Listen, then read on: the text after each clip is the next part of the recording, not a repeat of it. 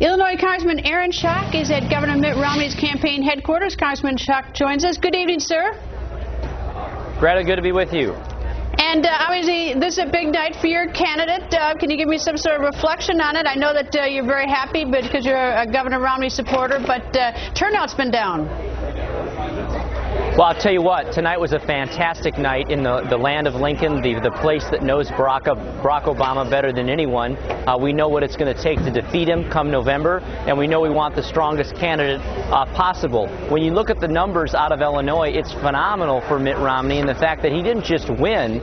There are 4 candidates in this race, and he got about 50% of the vote. So about half of the voters in Illinois, with 4 candidates in the race, that was a tremendous turnout for him. And it shows also a good cross-section of the demographic. I'm from downstate. I'm not from Chicago. And we had them down in Peoria in the heartland yesterday. Rick Santorum had a rally, had a couple hundred people there. Mitt Romney had a rally, had a couple thousand people there. So the trend is definitely going his way. You saw in Puerto Rico, 80% of the people voted for Governor Romney there. Over half the people, it looks like, are going to have voted for Mitt Romney here in Illinois. I definitely think the momentum's on his side.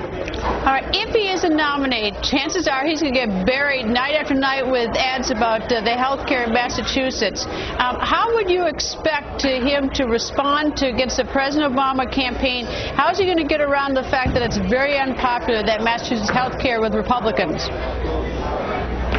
Well, look, the fact of the matter is, as much as the president may try to subscribe Obamacare to Governor Romney, it is night and day. Look, Obamacare is the only health care law passed in this land that cuts health care for seniors by $500 million. Obamacare is the only health care bill that raises taxes on nearly every American and every business in America. And Mitt Romney has stated over and over again that on day one, he will issue a waiver to all 50 states in the country so that not just the politically connected friends of Nancy Pelosi and Barack Obama don't have to subscribe to this health care law, but every state and every individual can have that same waiver as well.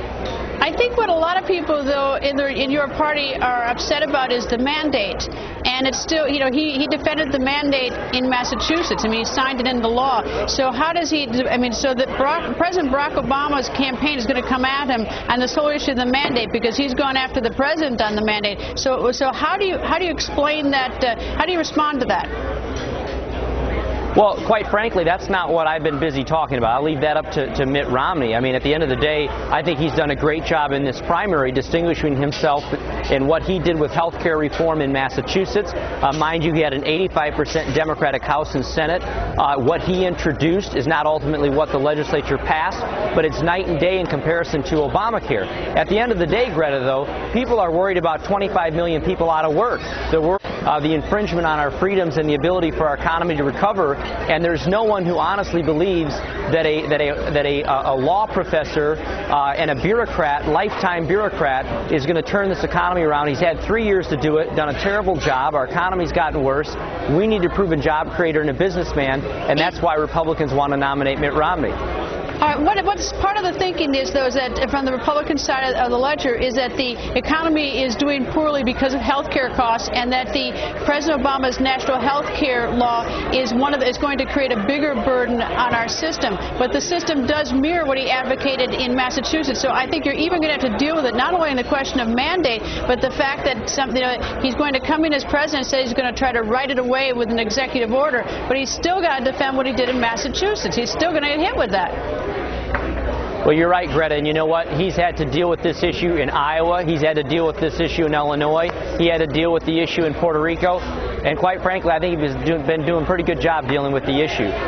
This economy's hurting not just because of Obamacare, in large part because of Obamacare, but also because of a Christmas list a mile long of bad regulation. One new EPA regulation, one new NLRB ruling, over and over and over, a jab in the heart to the economy that we're trying to get to recover. That's the kind of disconnect between a bureaucrat versus a businessman in terms of understanding what our economy needs to get the economy going again and create a framework, rules of the game, so that businessmen and women, entrepreneurs are willing to take the risk and create the jobs. They're the people that can turn this economy around, not more federal spending and not new regulation, which has been the president's game plan. Well, Congressman, thank you very much. Obviously, a huge night in the state of Illinois for Governor Mitt Romney. An important win as well, and it's on to Louisiana. Thank you, sir. It's over early, but we'll take it. Indeed. Up next.